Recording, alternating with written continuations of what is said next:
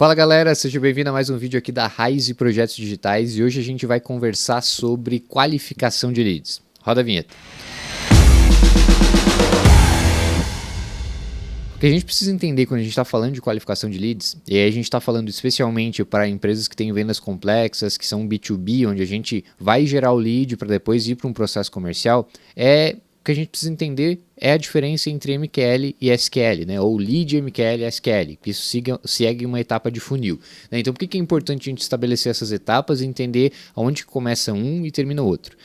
Quando a gente está pensando em funil, a gente precisa entender a eficiência dele. Então, eu preciso entender se o problema do meu funil eventualmente está no lead, está no MQL ou está no SQL. Então, cada uma dessas etapas significa o estágio em que está o lead. Quando eu estou falando de um lead, significa aquele cadastro que eu tive em um formulário do meu site. Então, uma pessoa foi lá no meu site, ou foi lá numa landing page, ou foi lá na própria plataforma de anúncio, preencheu os dados dela. Aqueles dados caem para a minha base de e-mails. Ali, eu tenho lead, né? Então, preencheu um formulário, virou um lead. Legal. Essa é a primeira etapa.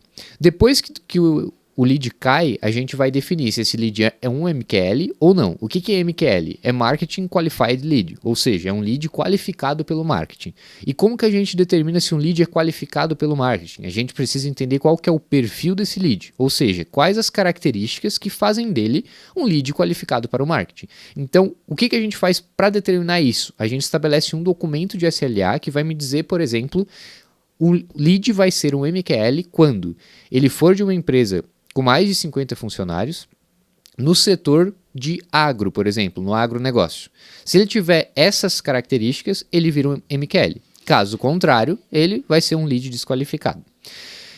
Se ele não tiver essas características, beleza, virou um lead desqualificado. Se ele tiver essas características, ele vai para a segunda etapa, né, para a terceira etapa, no caso. Então aqui a gente tem um MQL, ele tem essas características de perfil que vão dizer se ele pode ir para a próxima etapa do funil. Se ele tem esse perfil, né, então ele está numa empresa com mais de 50 funcionários, ele é do agro, a próxima etapa é identificar o interesse dele. Então até agora a gente passou duas etapas, lead e MQL. Como que a gente vai identificar o interesse dele?